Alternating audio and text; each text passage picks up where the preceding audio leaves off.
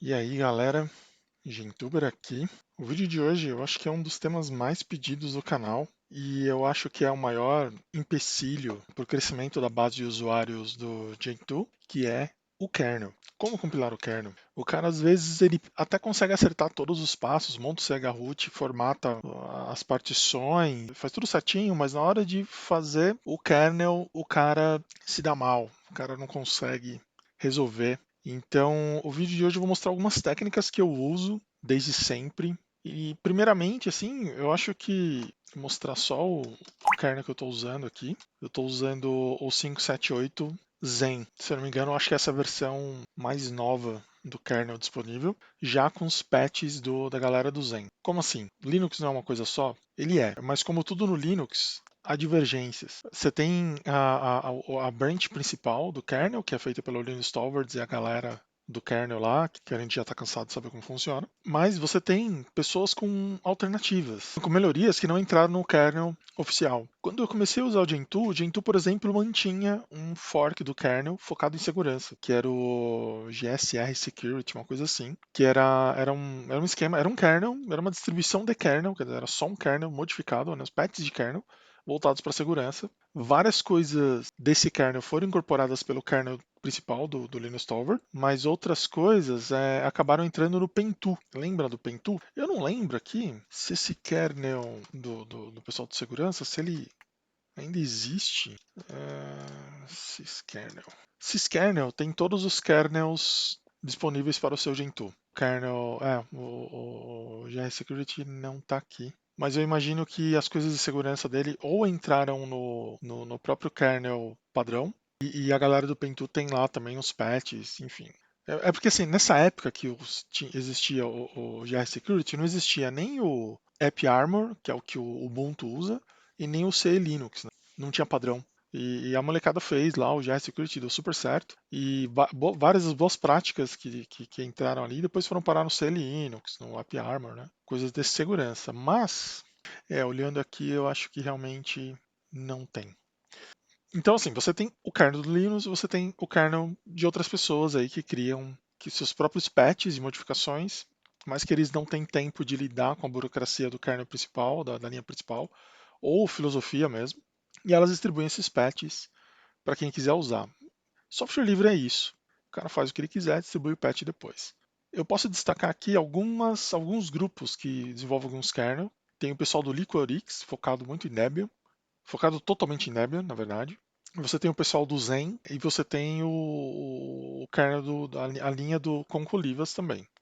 Eu não vou entrar muito profundamente nas especificidades de cada um deles, mas o que eu posso adiantar para vocês é o seguinte: o Licorice, por exemplo, ele tem como opção usar a MU-QSS, que é um scheduler de processos baseado no Brainfuck Scheduler do Concolivas. Então não é só o kernel do Colivas que tem esse scheduler. O Zen tem esse scheduler. O Licorix também tem. O Licorix eu não tenho certeza, mas o Zen, além de ter esse scheduler do Conlivas, ele tem um outro scheduler focado em I/O.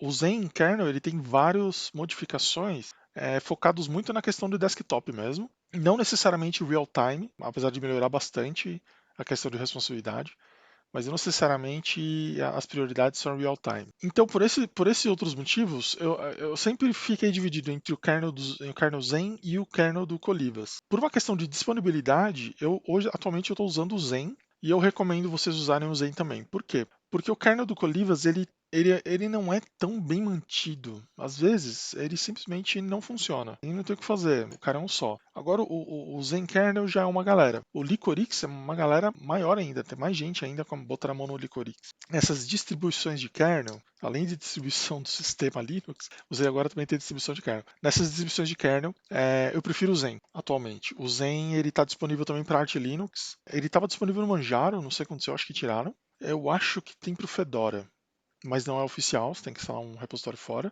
e o Ubuntu também. Então, quer dizer, tem mais gente metendo a mão ali, ele traz os patches do Colivas, e ele tem outros patches também relacionados à velocidade de I/O e tal. Como eu instalo o kernel Zen? No Gentoo, emerge Zen Sources. esse é o nome do pacote, esse é o nome do pacote, esse é o nome do build. Então ele vai trazer o kernel padrão e vai aplicar os patches do Zen por cima. Se eu não me engano, ele está mascarado, tá? Então tem que liberar ele lá no nosso já conhecido etc Package Accept Keywords, tá? Você libera ele adicionando essa linha nesse arquivo. Mas aí tem um outro detalhe. Eu não indico vocês fazerem isso. Eu indico vocês fixarem a versão. Para fixar a versão, você coloca o igual e aí você coloca a versão. No meu caso aqui é o 578, 578. O que significa? Significa que se sair uma versão nova, ele não vai atualizar, ele vai manter essa versão aqui. Por quê? Porque quando muda de uma versão para outra para o kernel, muitas vezes você tem que revisar sua configuração, isso dá trabalho. Não adianta só você copiar o ponto .config de um kernel para o outro. Isso nem sempre funciona. Para evitar de eu ficar gastando tempo toda vez que tem uma atualização, eu tenho que sair mexendo no config, eu mantenho fixado e eu libero só quando tem alguma novidade muito grande no kernel, ou uma falha de segurança catastrófica, ou, sei lá, se passou muito tempo, comprei um hardware novo, sacou? A gente tem que tirar um pouco desse fetiche da questão do kernel, né? Eu estava lendo o blog do principal desenvolvedor do Gentoo e ele enxergou esse gargalo também do kernel no Gentoo, porque o kernel do Linux ele cresceu muito, ele está muito mais complicado de fazer funcionar. E na real mesmo, poucas pessoas conseguem ter algum tipo de benefício compilando o próprio kernel. Então ele começou um projeto chamado Vanilla Kernel, tá vendo aqui, ó? Esse Vanilla Kernel é o kernel do Arch Linux, tá? Então ele pegou o kernel padrão do Linux, aplicou os patches do Gentoo e pegou a configuração do Arch Linux, do kernel do Arch Linux, e compilou um kernel binário. Então, esse kernel aqui, ó, Vanilla Kernel, é um kernel binário. Ele é uma parte, ele é um experimento, o cara, ele ainda não. Ele está fazendo experimento, ele falou que até aqui está tudo bem, mas que em breve o procedimento padrão do Gentoo vai ser incluir esse kernel, tá? Esse kernel binário lá na documentação. Eles vão deixar de recomendar que as pessoas compilem o próprio kernel, porque se você não souber o que você está fazendo, você não vai ter benefício nenhum, nenhum, tá? E do jeito que o kernel do Arch Linux, das principais distros, mas principalmente do Arch Linux, do jeito que esses kernels são compilados, que é tudo em módulo, você não tem problema de tamanho do kernel e nem de uso de memória, porque ele está tão granularizado que ele só chama para a memória os módulos que ele tem que carregar.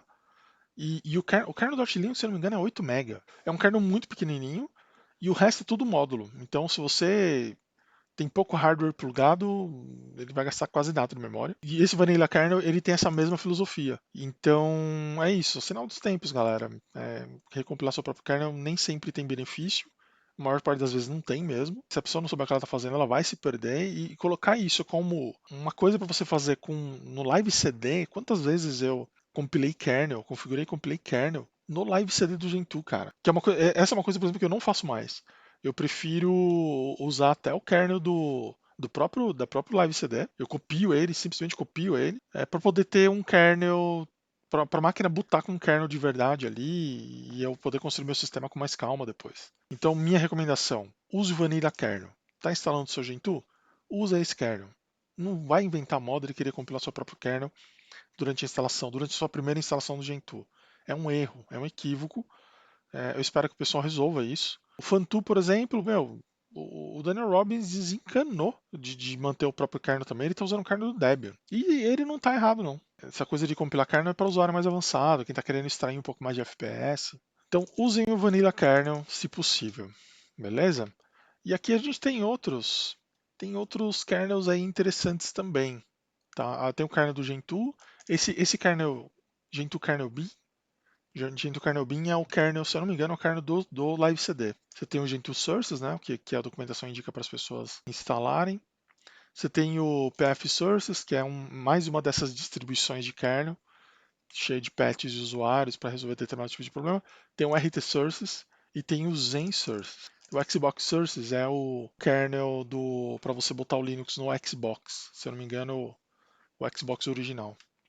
Até algum tempo atrás, se eu não me engano, aqui tinha o kernel do Nintendo Wii também e do Nintendo GameCube. Eu não sei que fim levou. Mas eu vou mostrar aqui o meu exemplo usando o ZenSource. Então, o que eu vou mostrar aqui vai servir para qualquer kernel que quer na sua frente. O CK Sources, que eu usei durante muitos anos o CK Source, definitivamente larguei ele depois da versão 5 do kernel do Linux, porque ele simplesmente não boota mais. Eu fiz 20 compilações diferentes, não importa o que eu faça, ele não boota. Tipo, ele entra no grupo da tela preta e morre e acabou. Então, vamos técnicas para compilar o seu próprio kernel. Então, ó, primeiro, o código-fonte do kernel fica em user/usr/src Linux. Se você tiver no CD de instalação fazendo a instalação do Linux, você se ferrou, porque aqui eu vou mostrar técnicas modernas de configuração e de compilação. A não ser que você tenha muito jogo de cintura, dificilmente você vai conseguir fazer isso que eu vou fazer aqui em modo gráfico lá no seu console. Mas dá para fazer. Não é que não dá para fazer. Dá para fazer sim. Se você quer fazer de forma efetiva, é por aqui que você vai fazer. Então make xconfig. Opa, não sou root. Vamos resolver isso. Ai, mas GenTuber, como é que eu vou fazer para usar o modo gráfico se eu vou estar no console? Pois é, então, usa o kernel Vanilla Kernel, usa o Vanilla Kernel, boota o seu sistema, compila o Shorg e aí você faz o make xconfig e ele vai abrir essa janela aqui para você. Isso daqui é aquele mesmo configurador do kernel que você já conhece, tá? Só mostrar aqui de um outro ângulo. É o mesmo software, é a mesma coisa, tá vendo? A diferença é que você usa teclado mouse e o help aparece aqui embaixo. A busca funciona bem legal. Então a busca aqui, eu vou mostrar para vocês como usar essa busca. Enquanto o menu config ele meio que te obriga você a passar por todos os processos aqui, isso não necessariamente acontece no modo gráfico. Eu vou mostrar por quê. Tá? Além do menu config, você também tem o aqui, ó. Você tem o nconfig, que é mais roots ainda. Isso aqui é pra galera que não pode, que não tem dinheiro para trocar de monitor, né? Isso aqui é para o pessoal que usa monitor de fósforo verde. Você tem o all no, config, ele responde não para todas as perguntas. E você tem o def config, que é uma configuração padrão que, em tese, se você usar ela, ele vai compilar um kernel que boota. Em tese, eu não uso esse cara já tem muitos anos, então não sei se isso ainda é válido. Mas eu vou de xconfig hoje porque eu posso. O que é importante para você compilar um kernel? O seu kernel tem que bootar. Para o seu kernel bootar, ele tem que ter os módulos necessários para ele reconhecer o hardware onde ele está. Por exemplo, ele precisa reconhecer que ele vai estar conectado, que ele vai dar saída de vídeo. Se ele vai dar saída de vídeo, ele tem que ter um monitor conectado. Para ele se comunicar com o monitor, você vai ter que ter ou o modo gráfico ou o TTY, né, ou um terminal. Deu para entender a lógica, né? Se você quer ter som, você vai ter que configurar o driver de som. Aí você vai ter que descobrir qual que é o seu driver de som. Então, muito da complexidade do kernel é justamente você fazer esse cruzamento. Qual que é o hardware que você usa e qual módulo esse hardware precisa para funcionar. E aí vem a nossa primeira dica. Como descobrir qual é o módulo que determinado hardware da minha máquina usa? Esse é fácil. Você vai pegar uma distribuição Linux funcionando, ou o próprio CD de instalação do Gentoo mesmo, e você vai no sys. Aqui no sys, você vai ter alguns diretórios muito interessantes, como você pode enxergar aí.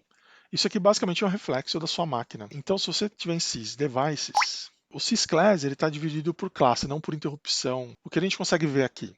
O dispositivo de blocos, com certeza, é dispositivo de disco, flash drive, CD-ROM, Bluetooth, DRM é aceleração de vídeo, InfiniBand é rede. Então aqui você tem as classes de hardware, como o seu hardware todo está aqui, classificado dessa forma.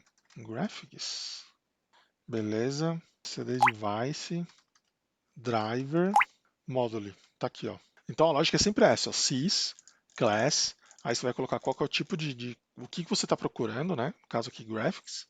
Ele achou aqui o frame buffer 0, que geralmente é o vídeo no modo gráfico. E aí você pergunta, aí você entra no device e aí no driver e aí tem o module e esse module aponta para qual módulo do kernel ele está usando, que no caso aqui é a MDGPU. O que eu faço com essa informação? Você anota ela no papel. Então, ó, placa de vídeo, qual que é? A AMD GPU. Esse é o driver que eu tenho que procurar aqui no kernel. E aqui no kernel, você vai no find e coloca lá, AMD GPU. E torce para vir alguma coisa, ó, veio aqui, AMD GPU, tá? E aí você ativa ele, se não ativou, ativa ele, aí tem que ativar. E é isso, tá? Então, vamos tentar um outro device aqui, NET. Quais serão? Ó, aqui ó, no NET ele tem ó, do Docker para a gente é relevante porque é virtual. Tem esse ENP27S, que é o driver, que é o meu dispositivo de rede Ethernet normal. E tem esse WLP28S0, que é um Wi-Fi. Qual será que é o driver que eu uso no Wi-Fi? Vamos ver. WLPS0, 28, blá blá blá. Device, driver.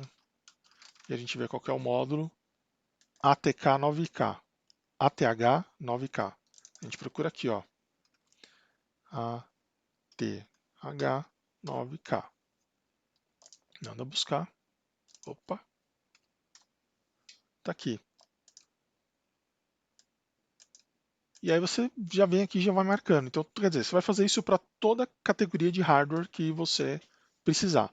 Rede, Wi-Fi, viu lá como é que é. E se fosse a outra rede, a rede com fio? Mesma coisa. Você entra no dispositivo, device, driver, aí ele vai ter aqui, ó, módulo R8169. Aí você procura aqui no kernel, R8169. Realtek Ethernet. Marcou ela, ele vai compilar o módulo. Mais um exemplo. Como é que o sound, device, driver. Ah, tá aqui, ó, device driver. Então, no caso do som lá, é card, device, driver, e o módulo é o USB áudio. Aí você vem aqui, assim, talvez, USB áudio. Você tem que colocar um underline, tá? E é isso, tá? O USB áudio é um áudio genérico USB, que nem, como eu falei para vocês, eu estou usando uma placa de vídeo, uma placa de áudio externa. E se eu mudar para o card 0, que deve ser o do meu placa-mãe, provavelmente vai ser alguma coisa da AMD. Ou da Intel, desculpa. Aqui, ó, Sound HDA Intel, que é o driver mais padrão que existe. Inclusive, já dando spoiler, provavelmente o da HDMI, a saída de áudio do HDMI da placa de vídeo provavelmente também é esse. É o mesmo módulo. Tá? Então, a não ser que você tenha um módulo muito esquisito, por padrão, hoje em dia, as máquinas modernas é o SND HDA Intel. Beleza, então é isso. Você vai verificar aqui, usando esse macetinho que eu mostrei para vocês. Você vai olhar qualquer classe do hardware que você quer investigar. E aí você vai anotar qual que é o módulo que ele usa. E aí você vai procurar aqui no kernel. Tá bom? É, Depois que você anotou tudo isso, você marcou no kernel todos os módulos que você vai precisar. Você só tem que dar uma passada de olho mesmo no kernel. Você não vai perder tempo olhando tudo, porque é muita coisa. Você vai só olhar o básico, tá? Então, ó, aqui ó, em General Setup, aqui eu ativei o scheduler que eu quero usar, uma passagem obrigatória para ninguém.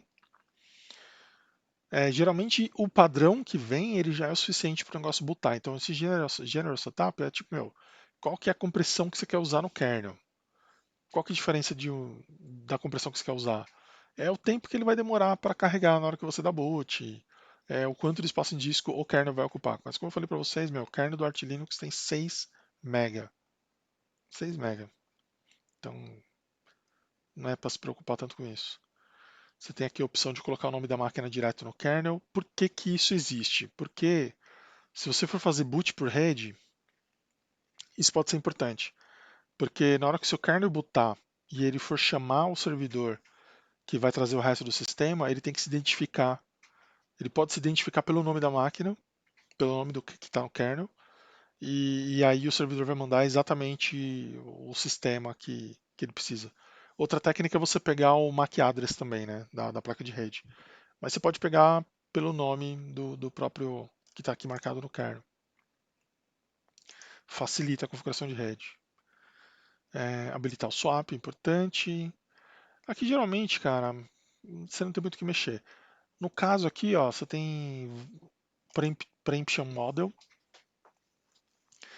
Se você vai usar desktop, eu recomendo colocar Low Latency, independente se você usa patches do Colivas ou não. Isso vai deixar seu desktop mais esperto. O que é mais esperto? O que eu quero dizer com isso? Se você estiver fazendo uma operação de disco, por exemplo, o seu mouse não vai parar de funcionar, sua música não vai pular e o seu vídeo não vai perder frame. Tá? Então é basicamente isso. Isso é o esperado nessa categoria aqui. O que mais que tem aqui que tem que olhar? Boot config suporte, não. Otimizações, ó, você pode otimizar para O2, O3 para ter um pouco mais de performance, ou OS para ter um kernel menor. Com kernel não se brinca, eu gosto de deixar no 2 mesmo, mas se você é aventureiro, pode deixar no 3. E qual que é a diferença de um para o outro? A diferença é que ele vai pegar, por exemplo, sei lá, lista ligada, vetores, e ele vai usar instruções especiais do próprio processador para gerenciar essas estruturas de dados.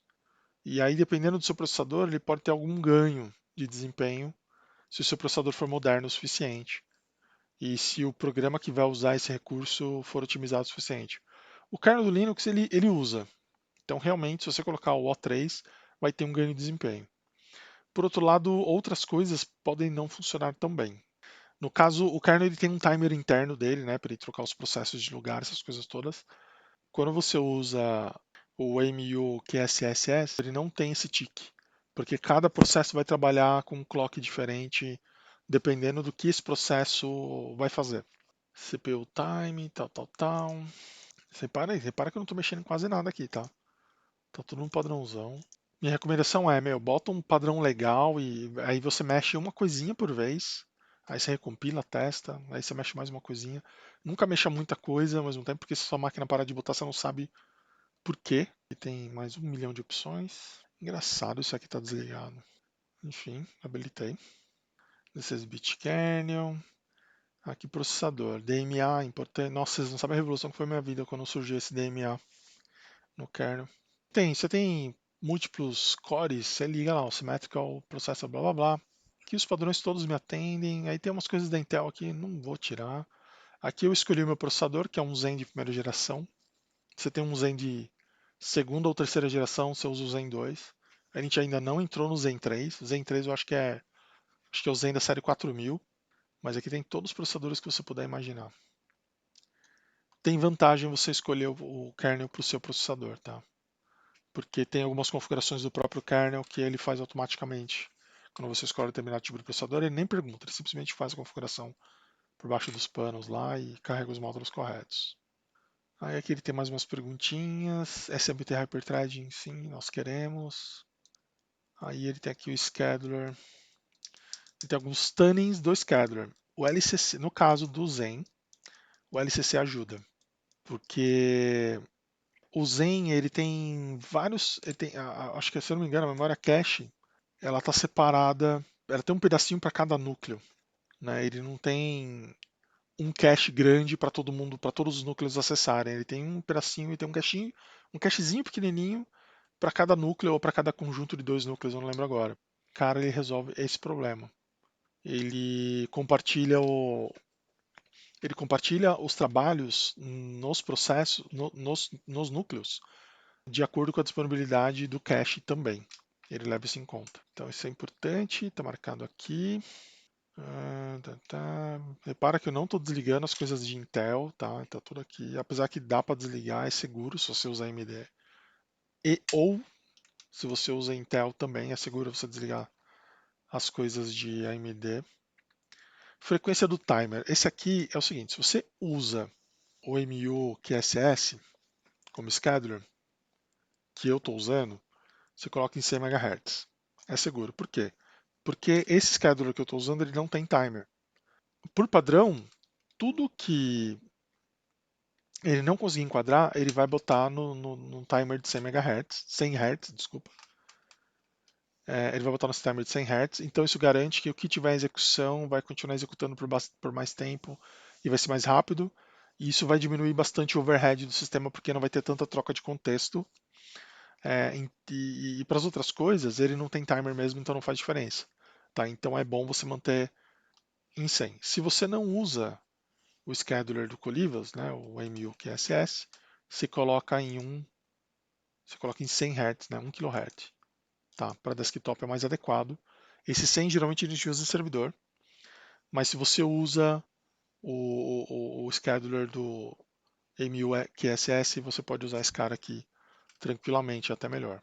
Tá vendo? Isso aqui é aquilo que eu falei. Como eu escolhi o Zen em cima, ele já marcou a AMD, então eu nem preciso escolher aqui. É só desligar. Monitoramento, blá blá blá. Power Management. Geralmente eu não mexo nisso aqui, a não ser que alguma coisa não esteja funcionando. Mas ó, pode ver que ele já habilita Hibernation, Suspende Hibernation, ele já habilita. O padrão aqui ele já é bem bacana, não precisa mexer, a não ser que alguma coisa não esteja funcionando, tá? Para você. TPU frequência scaling, eu também não costumo mexer nisso aqui. Isso aqui eu deixo a cargo do abuse do kernel, onde ele decide como ele vai fazer o aumento e a redução da frequência do processador. Eu simplesmente habilito tudo e deixo a cargo dele, do sistema operacional tomar conta. Beleza, firmware drivers, aqui pontos polêmicos, não é mesmo? Mas aqui eu deixo o padrão também, ele vai ligar o FI. Repara que eu estou deixando tudo no padrão porque é isso, cara. Quando você pega o kernel do próprio Gentoo, ele é um kernel que ele já vem pronto para botar. Você só vai tirar ou habilitar alguma coisa extra se você souber o que você está fazendo. Tá? E repara que eu não estou mexendo tanta coisa não. O que é importante, talvez,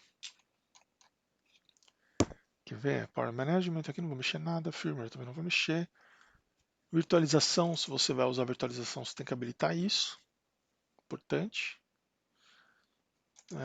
E aí tem algumas coisas mais específicas.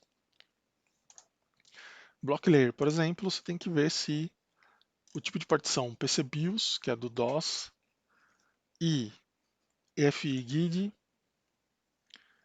estão habilitados, tá? Que isso aí é o tipo de partição do disco. Porque você tem vários tipos de partições, vários tipos de tabela de partição. Cada sistema operacional tem o seu, e o Linux consegue ler quase todos eles. Inclusive aqui tem Alpha, Amiga, tá vendo? Então, isso aqui é tudo. Não precisa, você pode tirar. O que você tem que manter, a não ser que você tenha um Mac. Mas se bem que acho que os Macs novos já usam o FIGID também. Mas enfim. A PC BIOS, que aí ele já inclui aqui BSD, Minix, Solaris, UnixWare. Tem umas coisas do Windows aqui também, para quem faz dual boot talvez sendo importante. O da Sun, pode tirar. Tranquilo. I/O Schedulers, você tem alguns tipos de schedulers de I/O também, dependendo do que você tem na sua máquina. Se você tem SSDs, é um tipo de scheduler, se você tem HDs, é outro, se você tem os dois, é outro. Eu gosto de usar o BFQ, que ele tem uma latência razoavelmente baixa, e aí o sistema engasga bem menos quando ele está fazendo alguma coisa pesada. Ó, só para vocês terem uma ideia, enquanto eu estou gravando aqui, eu estou fazendo defrag de 3 teras de disco. E quase não dá para perceber. Executável files formats, ok. Isso aqui você não mexe, senão o seu sistema não vai executar programas. Aí aqui ele tem alguns sistemas para gerenciamento da memória RAM. Se você quer, você pode embaralhar o RIP de dados, você pode fazer uma porrada de coisa. Você pode comprimir o swap. Comprimir o swap pode ser uma boa. E aqui você escolhe qual padrão você quer usar. O LZO não sei se é o melhor.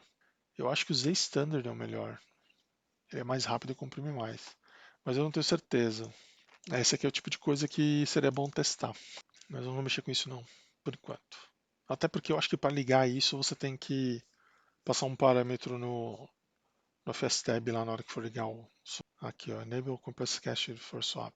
Se você usa muito swap, de repente você pode trocar um pouco de processador e economizar memória. E se você fizer isso daqui certinho, você pode fazer isso com a própria RAM mesmo. Você joga o seu swapness lá para as alturas, para ele jogar tudo na swap. E aí você coloca o disco de swap dentro da memória RAM. Aqui ele está reclamando do disco. E aí você tem memória RAM compactada, de certa forma. É meio louco, né? Mas isso às vezes é necessário. Networking suporte. Networking suporte é a parte do Linux que eu mais não gosto atualmente. Por quê? Porque tá muito complicado. Antigamente, cara, era NetFilter, e aí tinha lá as regrinhas de firewall, né, que você podia habilitar ou não. E aí você tinha basicamente suporte a IPv4 e IPv6. Hoje em dia, meu, é muita coisa. Essa aqui é a maior seção do, do kernel atualmente. Eu não vou entrar em detalhes. Se você colocou uma versão padrão, provavelmente vai funcionar tudo. Vai funcionar Docker, vai funcionar a virtualização, você vai conseguir montar NFS, vai conseguir funcionar tudo. Tá, então eu não recomendo ficar mexendo aqui não, porque a não ser que você saiba muito bem o que você está fazendo. Essa parte aqui, Networking Support, é para galera que monta roteador usando Linux, sabe? Se não é o seu caso, cara, deixa com o padrão que tá de bom tamanho.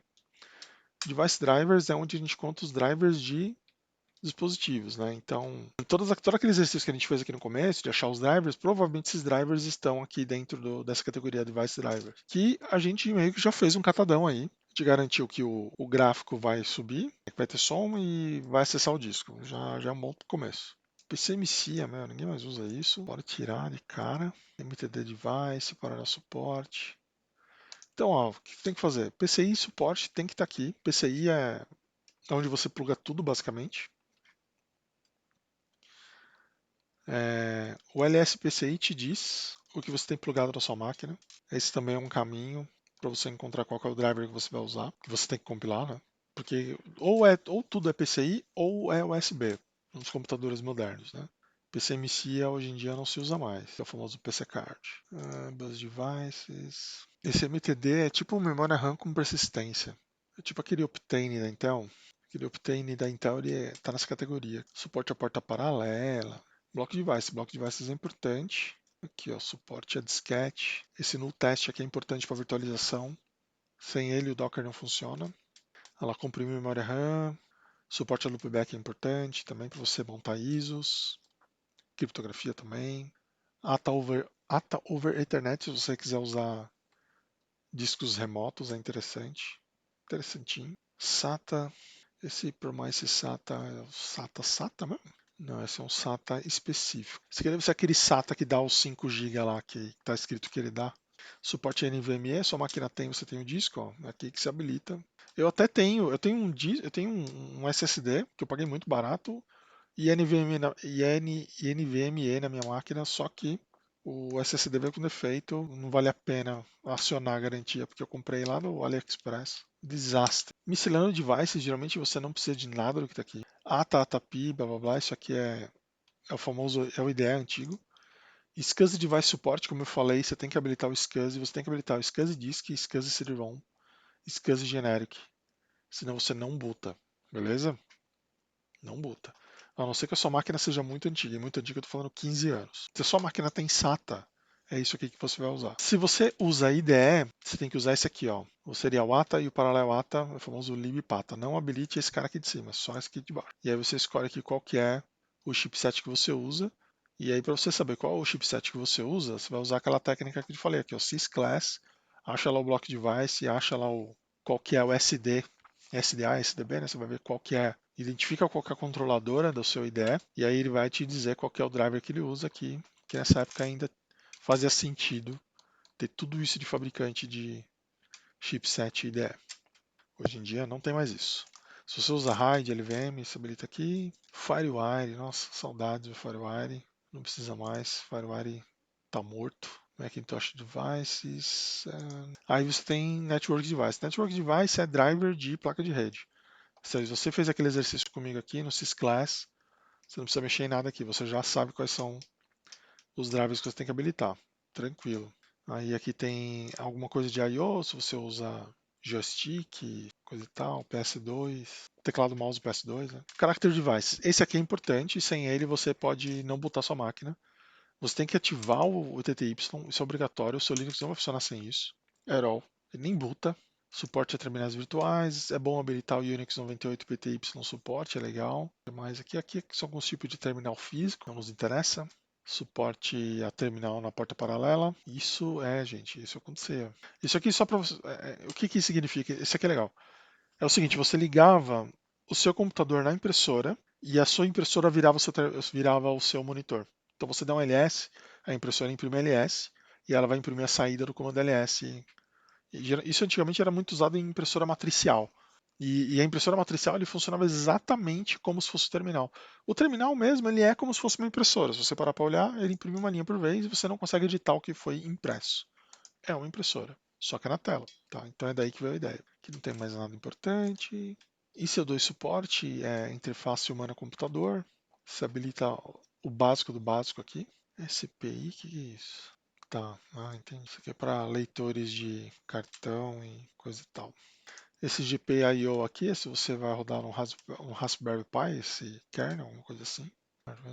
Thermal drivers. Esse thermal drivers eu tive que desligar algumas coisas porque meu kernel não queria compilar por causa de um desses drivers aqui que eu não consegui entender por quê. Mas ele travou, meu kernel não compilava.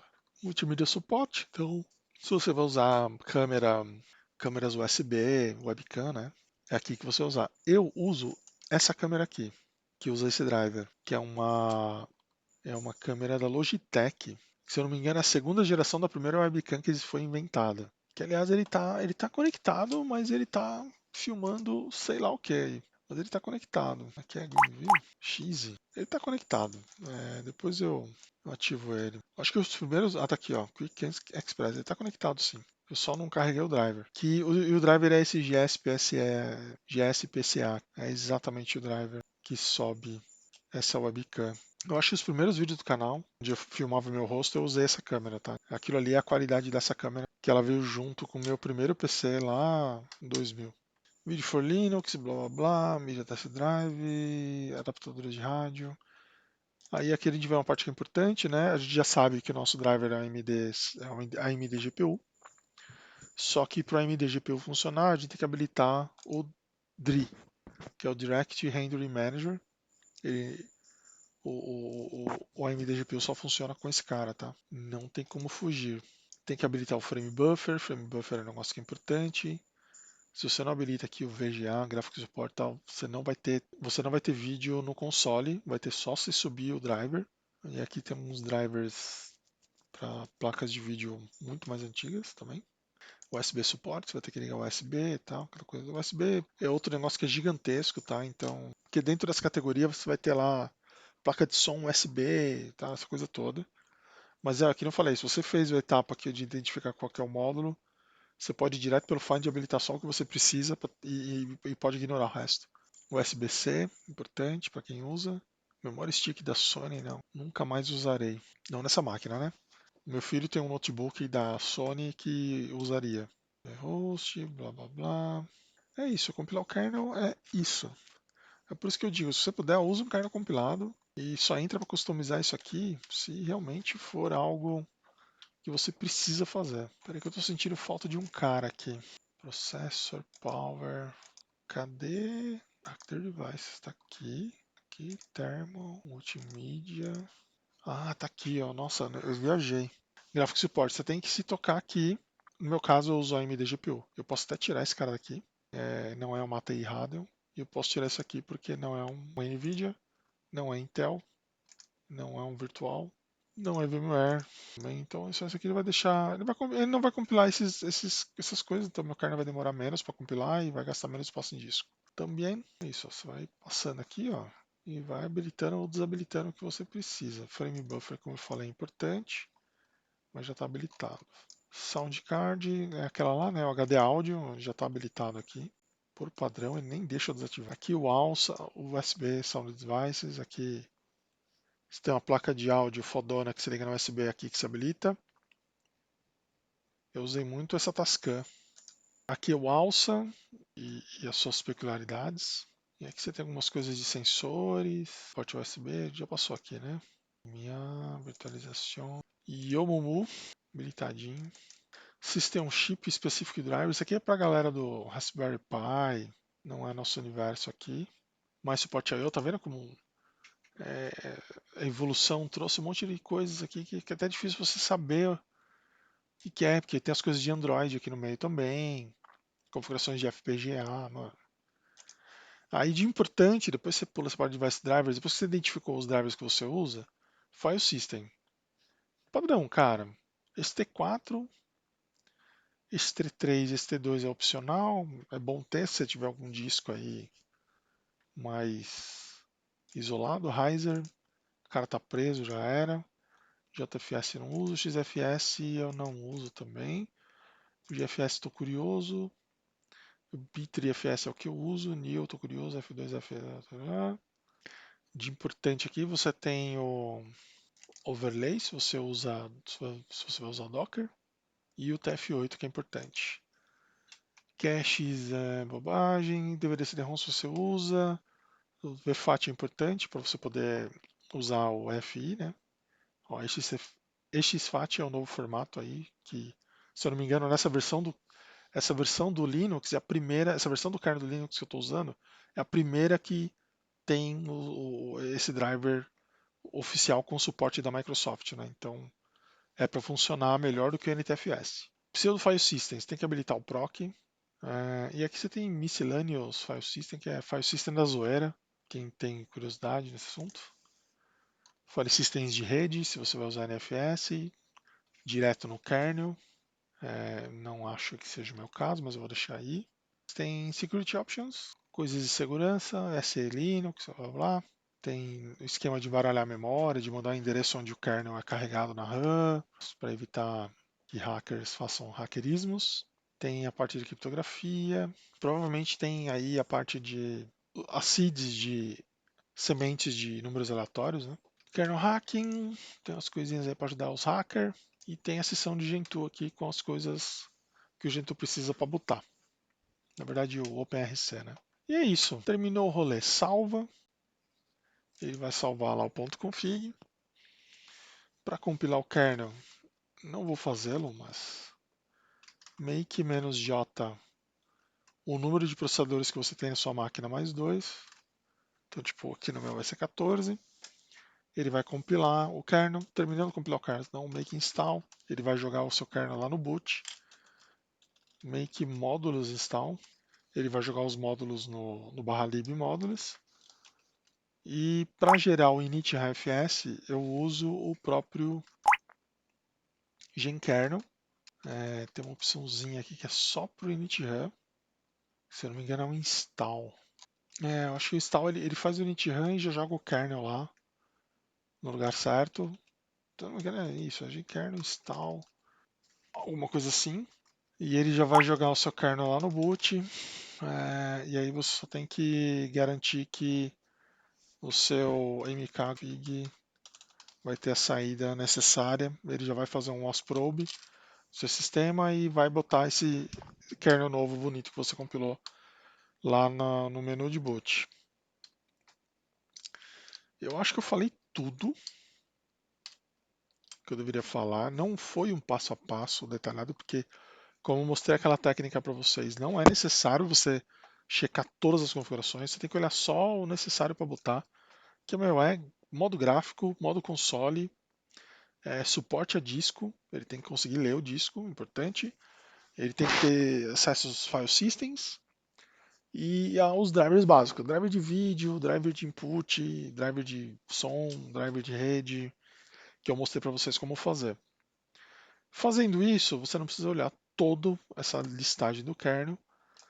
Lembrando que eu usei o kernel padrão, eu usei a configuração de kernel padrão que veio, e aí eu modifico elas aos poucos. Tá? E geralmente ele vem com um monte de coisa habilitada, e aí eu vou desabilitando aos poucos as coisas que eu não vou usar. Não recomendo você começar uma configuração do kernel do zero, porque o seu kernel não vai botar. Simples assim. A não ser que você saiba muito bem o que você está fazendo, o seu kernel não vai botar. E vai ser frustrante, você vai gastar dias tentando fazer esse kernel botar, ele não vai botar. Porque sempre vai faltar alguma coisa.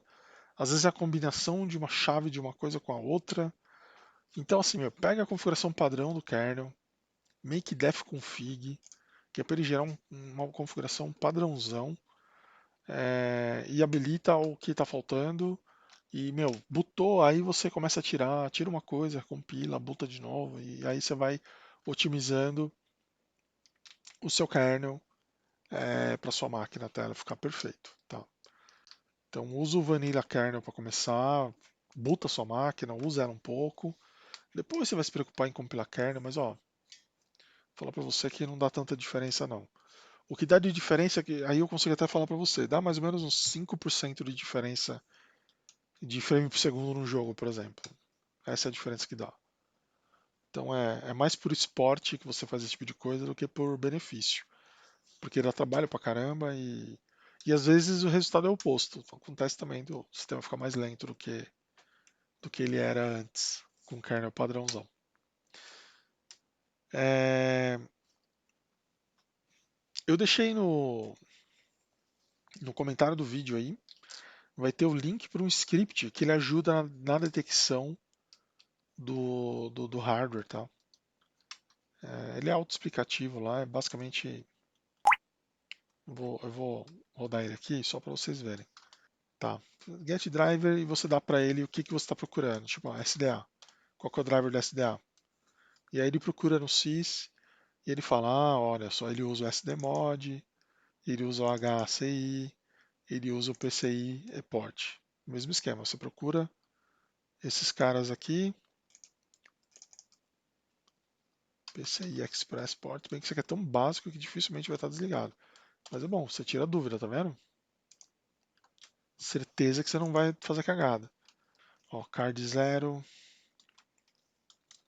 card 1, que é a placa de som, né? FB0, que é a placa de vídeo, ó, MDGPU, tá vendo? Que mais que pode testar? Você pode procurar aí a partir do barra dev, né? Tipo, você tem um joystick, vai estar JS0, que aqui no caso eu não tenho nenhum conectado. Você olha aqui, ó, dev, vamos ver, USB mount 0, vídeo 0, vídeo 0. Ó, vídeo 0 ele achou a minha câmera, que é esse módulo aqui, tá no USB. Sacou qual que é? Então é isso, você dá uma olhada no seu Linux funcionando, o que que tem aí, aí você usa esse script e ele ajuda você a encontrar o driver que você precisa para o seu kernel. Às vezes até tem vontade de expandir esse script e fazer ele gerar a própria configuração do kernel. Não é tão difícil assim. Mas é aquela questão, né? Tanto trabalho, para quê? Se eu estou recomendando que você não faça nem mesmo a compilação do kernel na sua casa, não é mesmo? Então é isso, galera. Tem um livro também que eu gostaria de recomendar. É o livro onde eu aprendi a configurar o kernel. É esse livro aqui, ó. Ele está disponível de graça para vocês. Linux Kernel in a Nutshell. Eu lembro que tinha uma cópia desse livro na faculdade lá. Eu devorei esse livro. E ele tem tudo aqui. Ele é antigo, né? Ele é antigo. O kernel que ele aborda é o kernel 2.6. Então, nessa época o kernel ainda era fácil, mas ele tem as bases, né? Ele tem os fundamentos que você precisa para compilar o seu kernel, e entender o que você está fazendo e saber como customizar e garantir que ele vai bootar. Como é que funcionam os parâmetros de boot, enfim. Beleza? Então é isso, galera. Gostou do vídeo? Dá um like. Não gostou? Dá um dislike. Dúvidas, sugestões, deixa aí nos comentários. Você tem um jeito melhor de fazer essa compilação do kernel e configuração? Qual é? Avisa aí. Dá essa dica pra gente.